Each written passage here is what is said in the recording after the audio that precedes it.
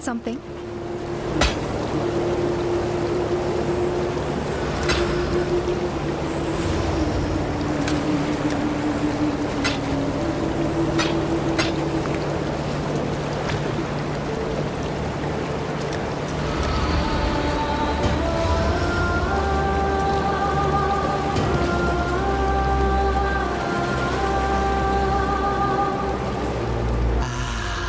This is the stuff.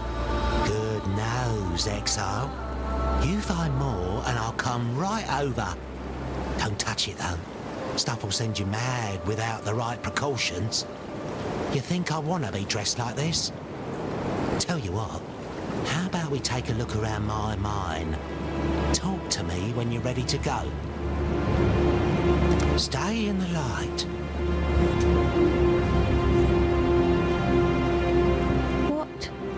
Is that in your eyes? That glistening, that softness? Is that pity?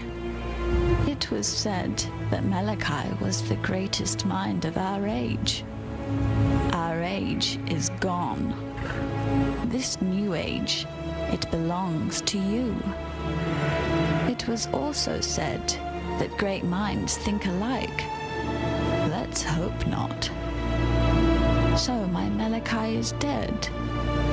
Yes, I knew it, felt it, understood it the moment you struck the final blow.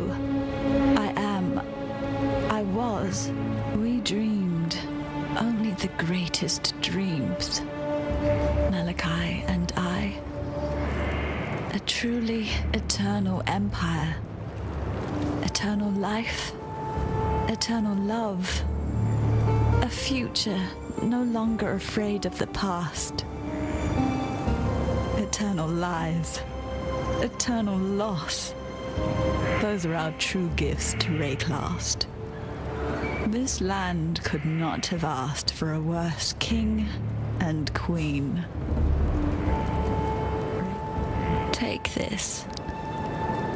I've given everything else to him. My youth and beauty, my body and mind, my heart, and at last, the only thing he ever gave to me in return, my gemling power. This is all I have left. I entrust it to you.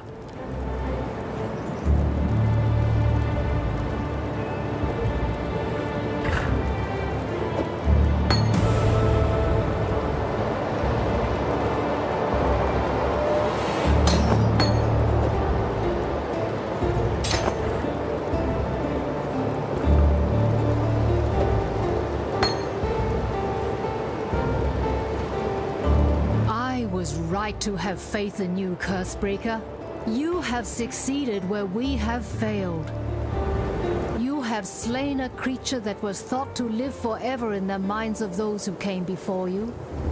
Vol, Daresso, Kaum, Deshret, the greatest champions Rayclast has seen in the last 300 years. You stood where they fell. Now you are the champion of champions, and Rayclast should bow at your feet in gratitude. You certainly have my gratitude, and that of my Akara. We have been exiled from our land by fear and misguided duty. Now we may return, to ride where we will, live how we wish. Cursebreaker, act with care.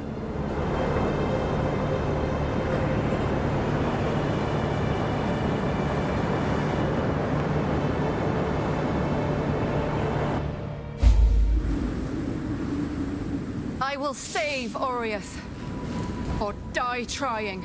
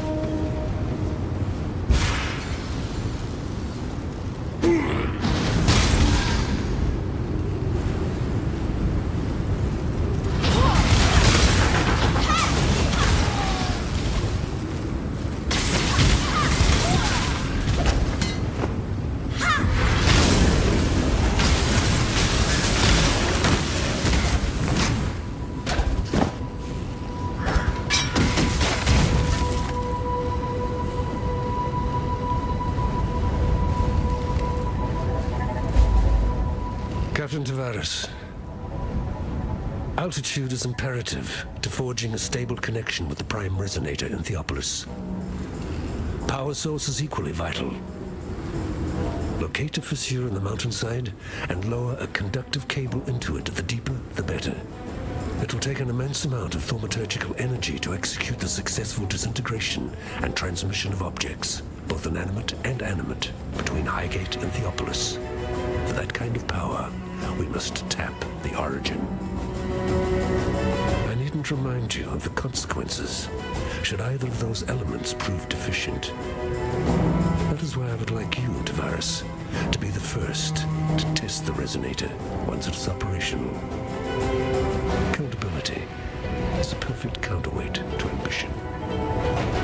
High Templar Dominus.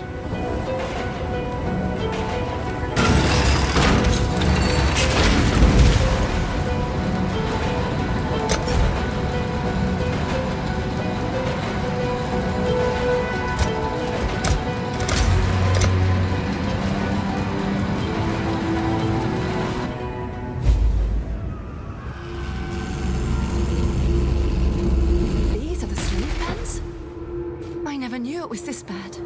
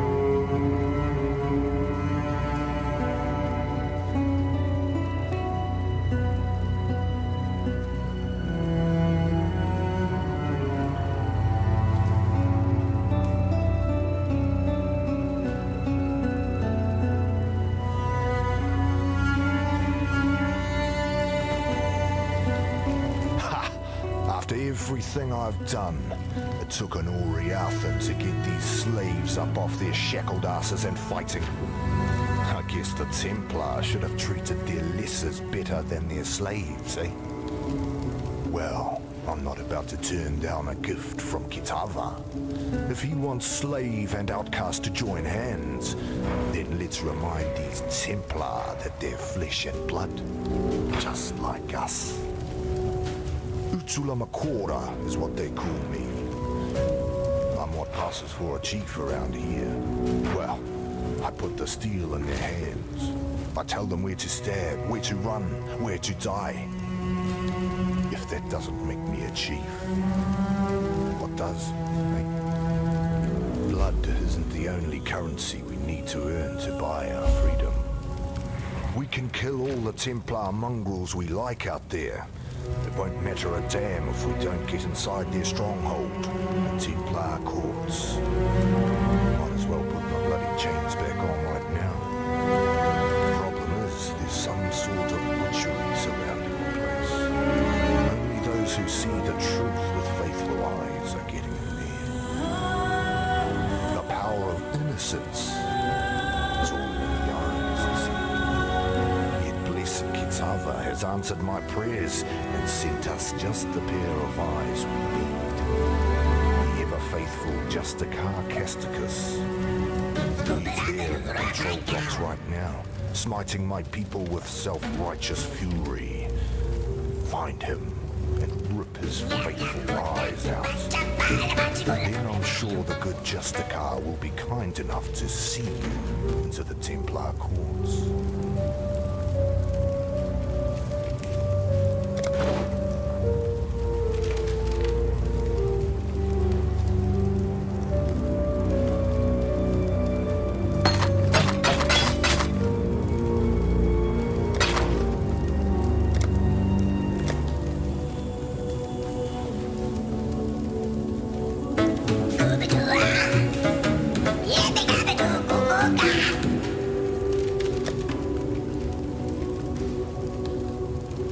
An exile returned.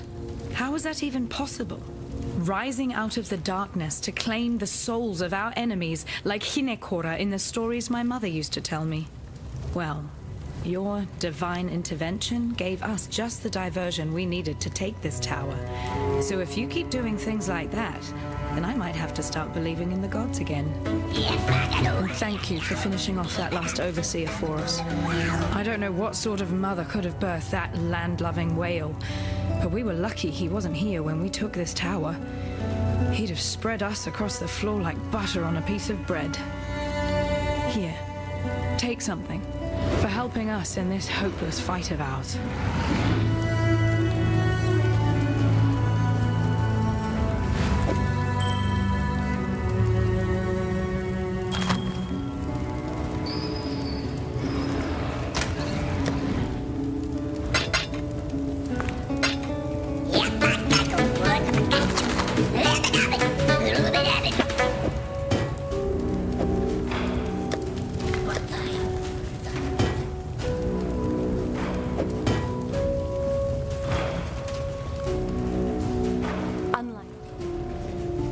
Some time ago, I fabricated a device able to sense and amplify the corrupt murmurings of Rayclast, a miasmeter.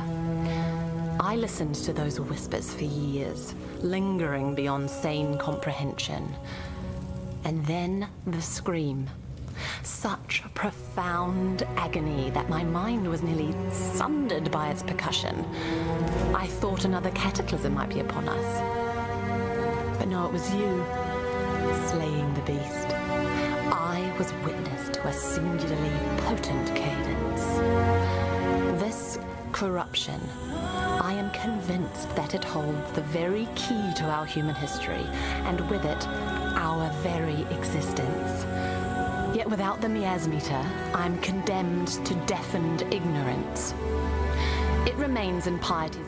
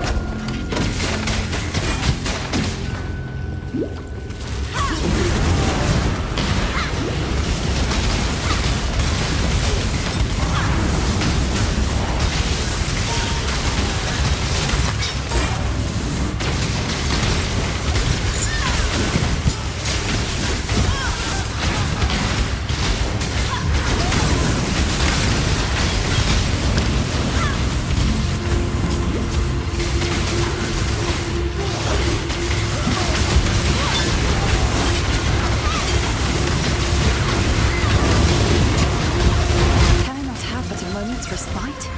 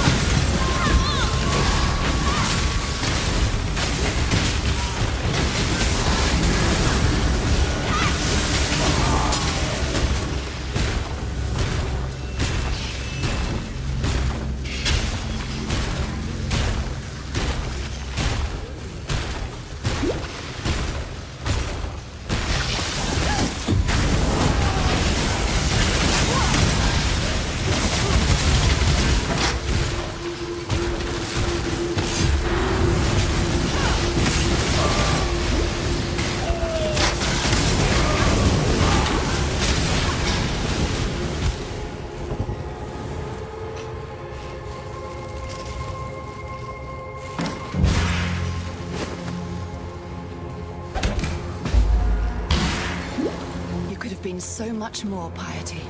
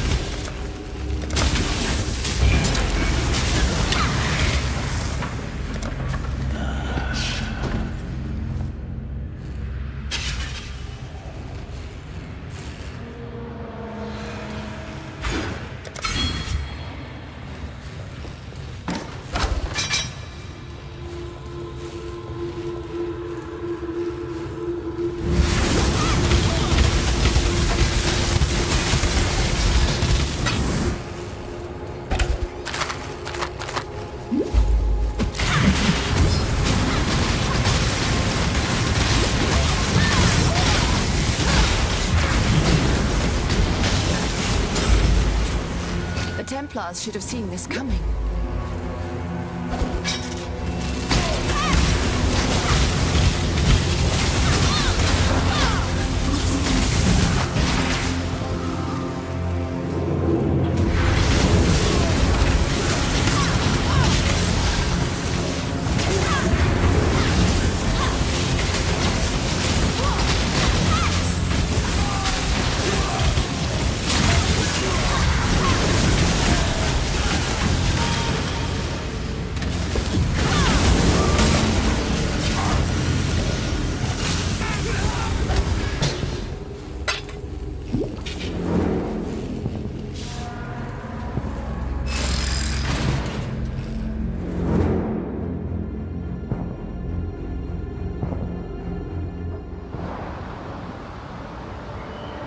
I return home with the power to make a difference.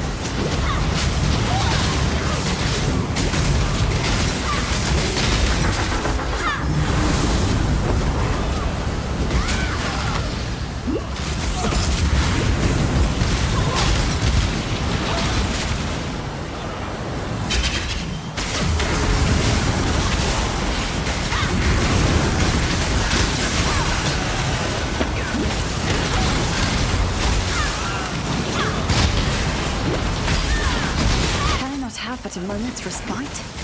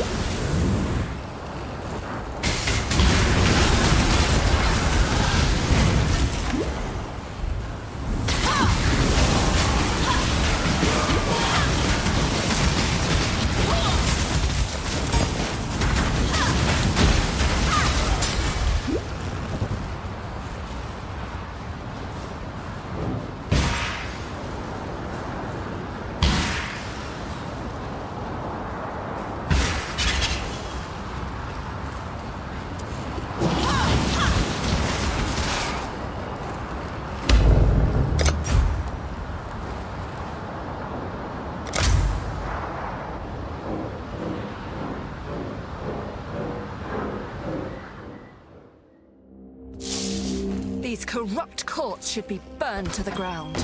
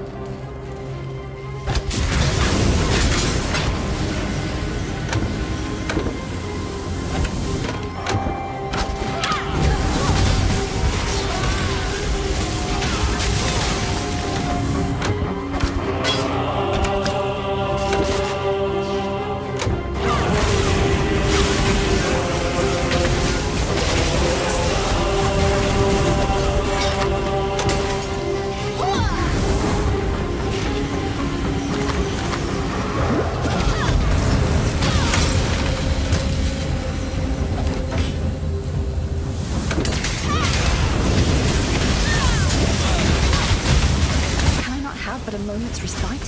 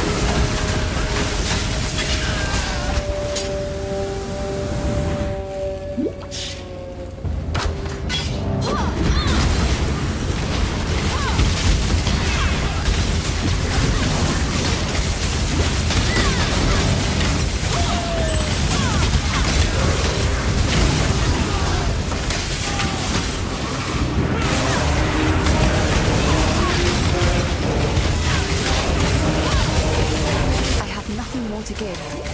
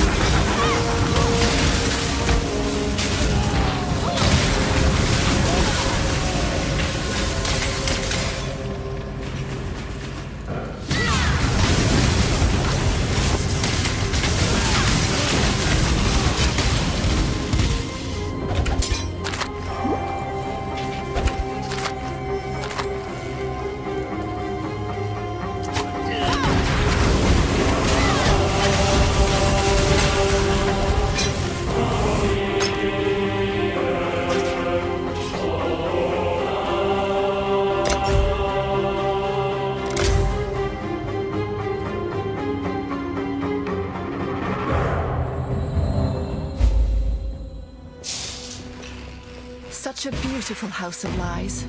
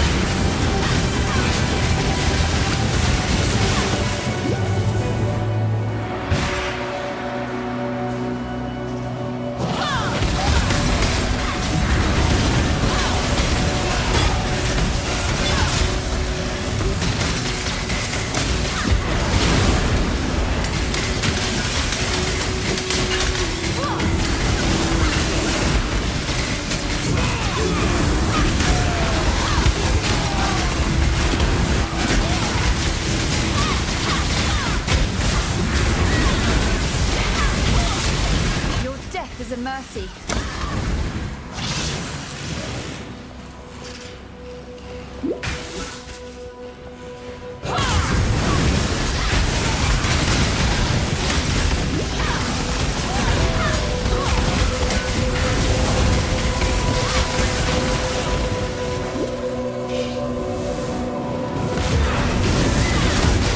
Can I not have but a moment's respite?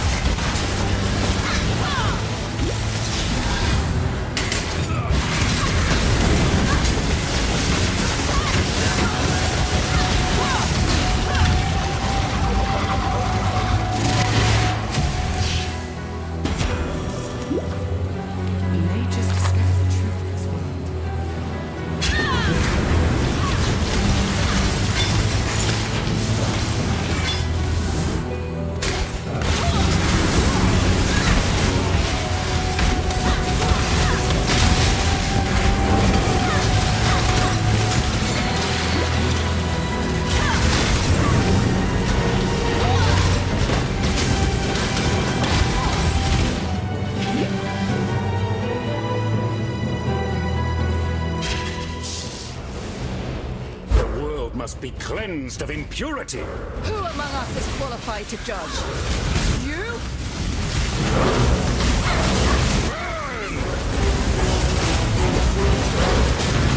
I am the Emperor.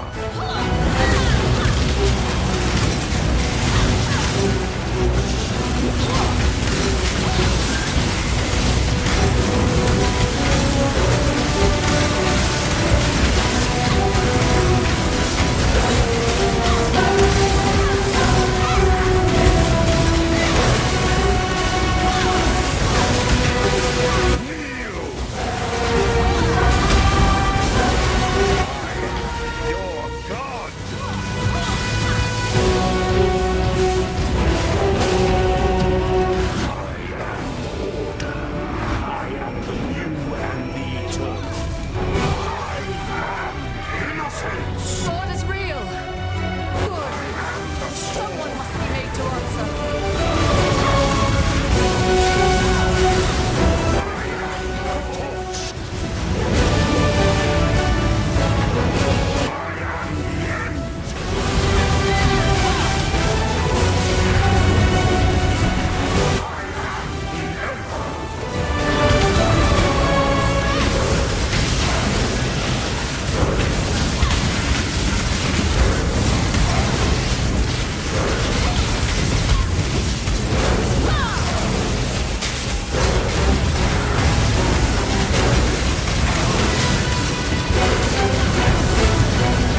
I have nothing more to give.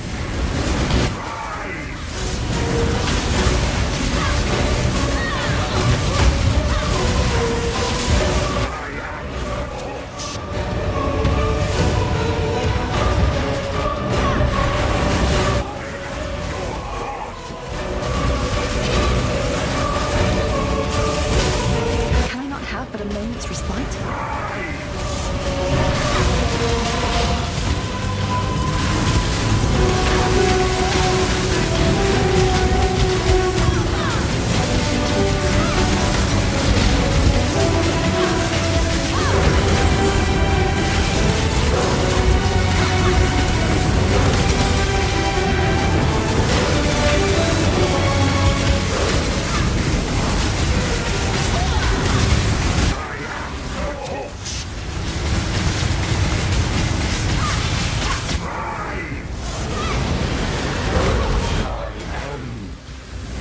No more. Innocence. You, and only you, I am Sin, the Forgotten One. Would that humanity could forget all of my kind. Perhaps with your help, that might still come to pass. For now, the blinding light has been dimmed, and darkness floods in to fill the void. The desperate and depraved set a feast for their lord incumbent, Kitava, the Ravenous One.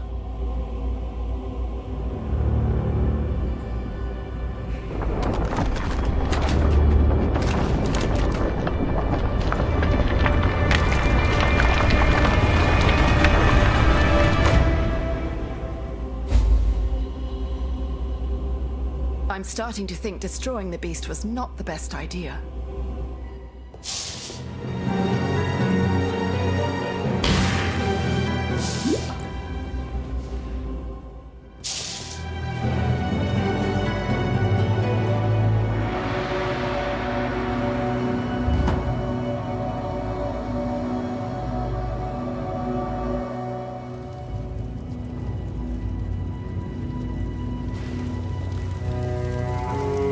Thank you. By killing Casticus, you've given us a fighting chance. And about his eyes, I'm sorry you had to do that. Yet although Utula's solution might seem brutal, I've seen Karui men blinded with a hot poker, simply for looking a fraction too long at an Oriathan lady. Yes, this is war. And just a little revenge, too. Take something. A token of our thanks.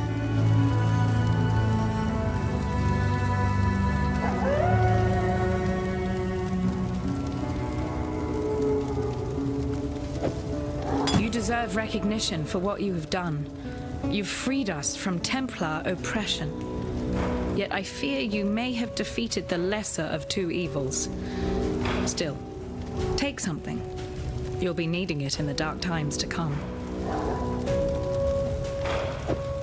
Once Kitava has gobbled up every scrap of Oriathan flesh, sucked every Oriathan bone dry of marrow, he'll turn his endless hunger to Namakanui and the whole Karui archipelago.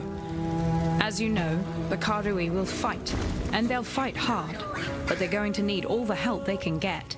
And I know of 3 treasures that might just make the difference. They were taken when the Templar raided Namakanui. A whip woven of Hinekora's hair. A tooth that Tukohama ripped from his own mouth. A fishhook that was once the jawbone of Valakor. Together, they're known as Kitava's torments and lie within the reliquary that borders Oriath Square. I saw them with my own eyes when delivering messages to the scholars there. Please, go to the reliquary and claim those treasures before Kitava's children do. For freedom. I simply can't express how wondrous it is to see you. What? No, not you, Exile. The miasmeter. The hope of humanity lies in this beautiful device and the precious knowledge it shall divulge. Far more useful than an accidental hulk of meat and instinct like yourself. In fact, I wouldn't be surprised to discover that your slaying of the beast correlates directly to the strife we must currently suffer. At least you've proved useful enough to return the miasmeter to me. That deserves some small reward, I suppose.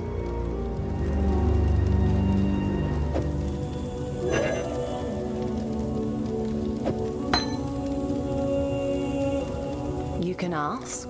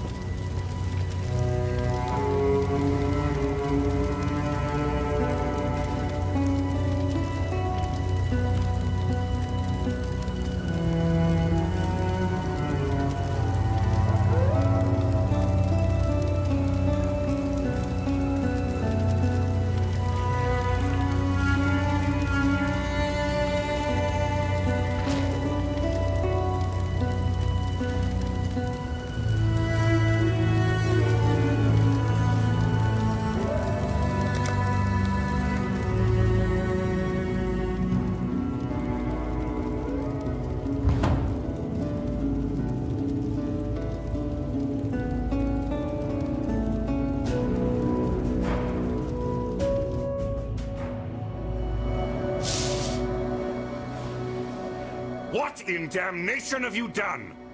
You've destroyed him, and yet I hear the voice of innocence, begging for our forgiveness, asking for our help. You and I heard him the moment the High Templar fell, whispering inside my damn skull, his heart beating within my chest. Innocence protects us now, holds fast the door against the murderous tide that rushes to meet us. He wants you to pass through that door, to bring order to the chaos beyond. I don't understand any of this. Moments ago, I was just a soldier obeying his High Templar, banning the nobody. Now, my God lays inside my head, telling me to let you through that door and to make my way to Overseer's Tower, if it still stands. It does? All right. I don't know what's waiting for you out there, but should you survive it, I'll see you at Overseer's Tower.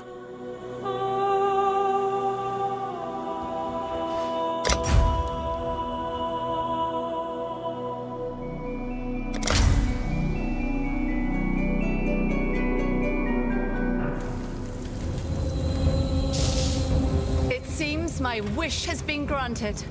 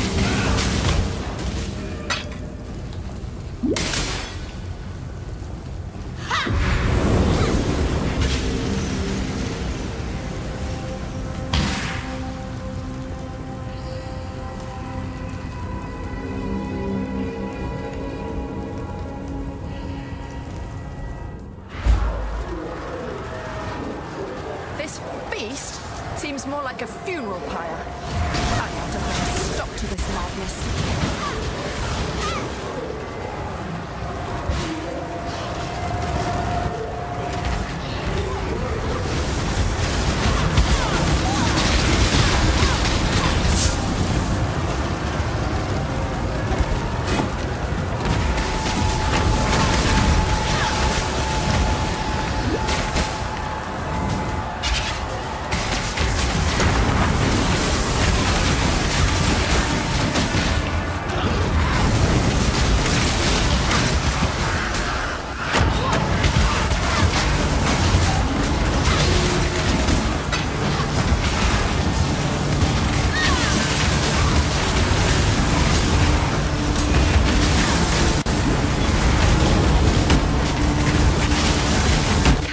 But a moment's respite.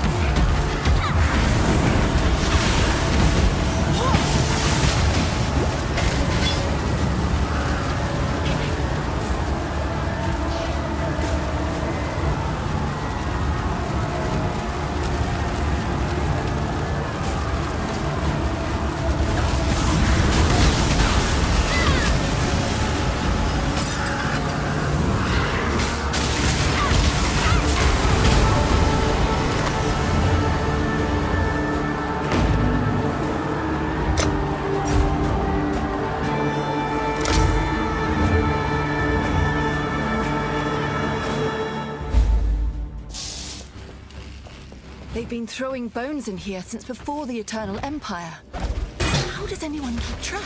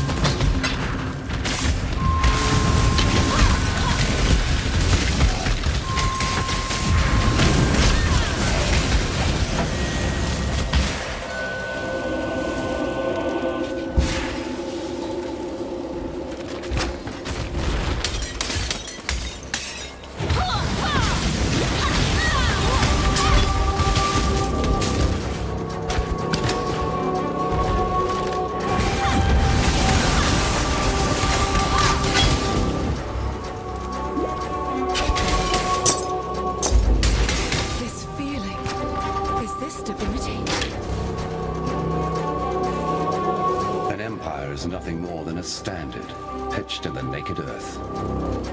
The time has come for you to raise the standard upon the peak of false faith, the apex of Chitta's cathedral.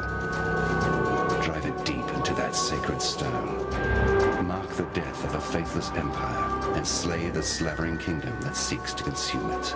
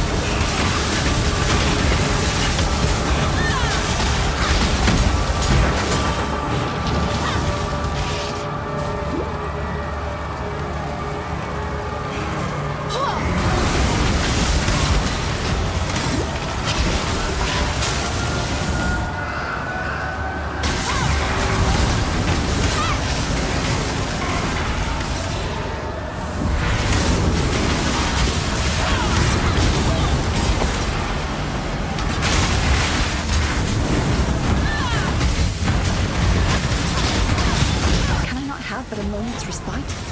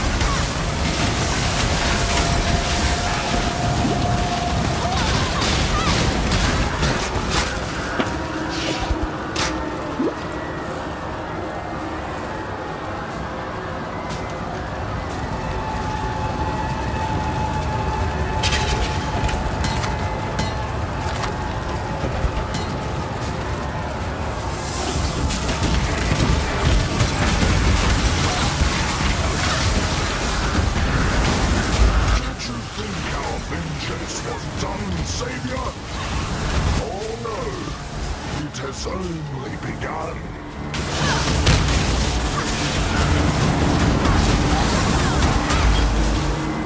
The Karui deserve freedom, Utula. But you took it too far.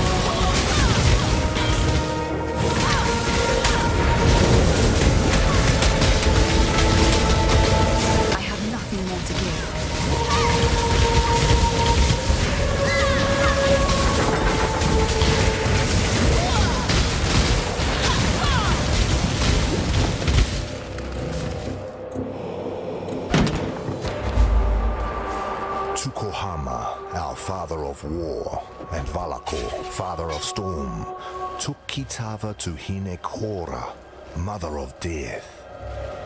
They asked her to kill the greedy Kitava, for surely their tribe would starve if Kitava continued to live among them. But Hinekora refused, for death would not teach Kitava the lesson he needed to. Instead, Hinekora beat Kitava with a whip woven of her own hair. To Kitava, each strand was a searing lash, and so he wore thousands and thousands of blistering lashes across his back as Hinekora drove him relentlessly into the darkest corner of the underworld. There she left him to suffer without water or food for the rest of eternity. And there Kitava remained in the darkness of Hinekora's night-clad island for time beyond measure. There he suffered, waiting for the day that he could return to the world of light, to slake his scorching thirst and satiate his ravening hunger. Can I not have but a moment's respite?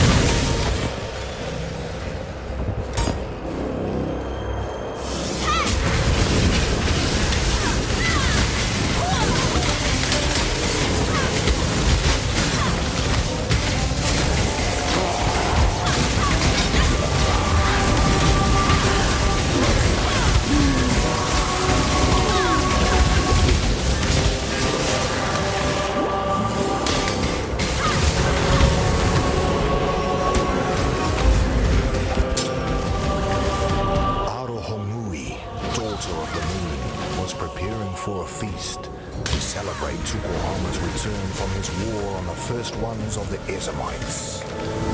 Tafor, son of the forest, asked each of the birds to sacrifice one of their kind for the feast. He gave these offerings to Arohongui, who cooked them in a great fire-stone pit. Seeing all of those plump birds cooking made Kitava very hungry, and he offered to watch them to make sure they didn't burn while Arohongui rested during the heat of the day. Arohongui thanked Kitava for his kindness, but while she slept, Kitava ate the cooking birds, flesh, bones, gizzards and all.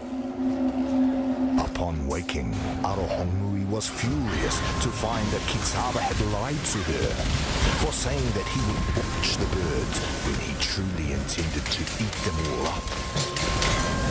When Tukohama arrived home in his mighty canoe, Arohonui asked him to punish Kitava for his selfish gluttony. Tukohama, our father of war, agreed and pulled the sharpest tooth from his own mouth. He then asked Arohonui and Tafor to hold Kitava fast while he cut Kitava's face with the tooth. 2 slashes that blinded Kitava and formed a bleeding cross upon his face. From that day forth, Kitava would never be able to promise to watch that which he truly intended to consume.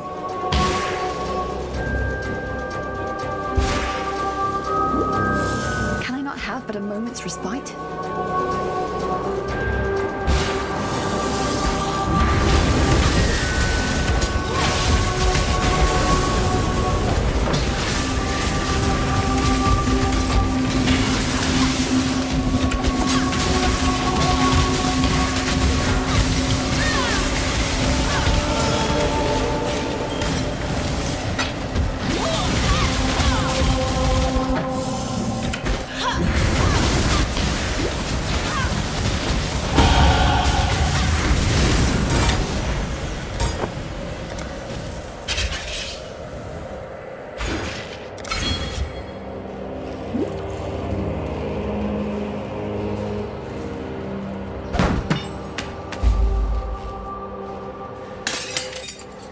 To replace the feast of birds that Kitava had greedily consumed, Tukohama, our father of war, and Valakor, father of storm, went fishing. Although Kitava was blind, he could still cast his line and feel when a fish took his bait. So, Tukohama and Valakor took him with them on Tukohama's mighty canoe. But while they fished, Kitava grew hungry and secretly ate all of their bait of grubs and worms. Disgusted and angry, Tukohama and Valakor decided to use Kitava as bait instead. Valakor used his own jawbone as a hook, impaled Kitava on it, and cast both into the sea. Kitava sank to the bottom of the sea. But instead of the fish eating Kitava, it was Kitava who ate all of the fish that nibbled at him, flesh, scales, guts, and all. When Tukohama hauled a fat-bellied Kitava back up from the sea, they were even more furious and knew that Kitava must be punished one final time.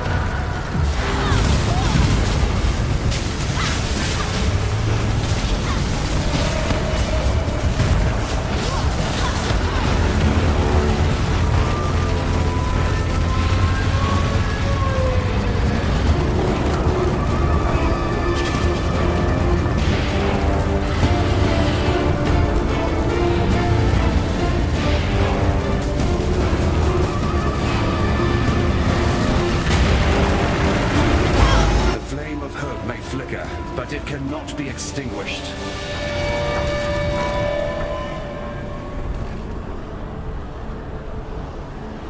There is no shame in falling to a god. Shame lies only in refusing to rise again. You shall soar. That much I'm permitted to foresee.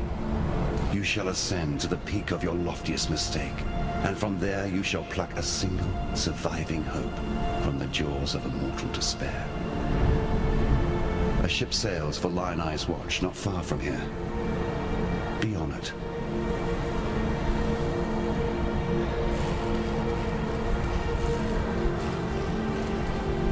This isn't over. I will return. I vow to save Oriath. I'm Captain Lily Roth, and we sail for Rayclast. Better to live in exile than die on this psychotic bonfire of an island. You want to make it out of here, you'd better get on board. But make it quick, 'cause I ain't got time for tears and regrets. Remember, this ain't no charity run. You owe me. Cast off!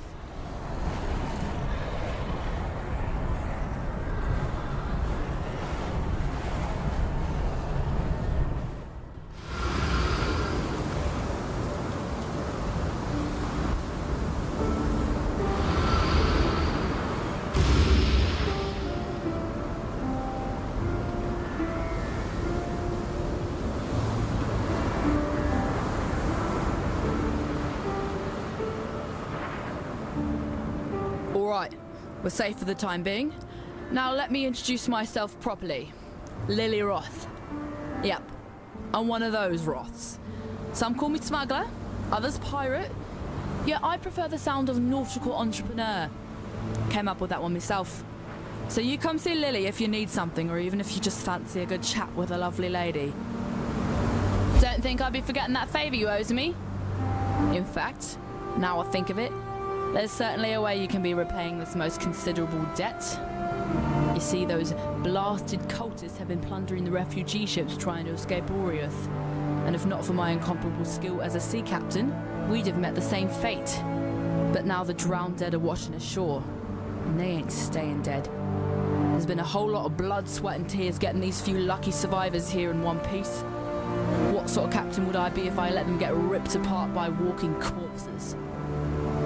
Wipe the Twilight Strand clean of those filthy undead bastards and I'll call us even. Might even throw in a little something extra if you can pull it off. Time and tide wait for no man. Despite your best efforts, Beastslayer, a splinter of hope remains. The very seed that brought my beast into existence. The Dark Ember. Never again shall it birth a life so magnificent as the beast. Yet a residue of that power still lingers. Enough to give us a fighting chance against the ravenous Kitava. How do we obtain this Dark Ember? 3 hearts were silenced. 3 hearts must sing again, one last time. In that final flickering of life, our savior's seed shall be born. All I need are 3 fine souls with which to stoke the flames.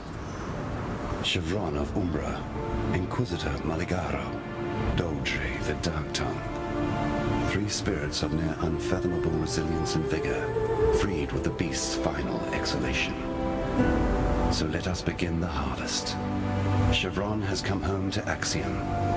We shall give her the warm welcome she sincerely deserves. Farewell. There is so much more to this world than what I was taught in the academy.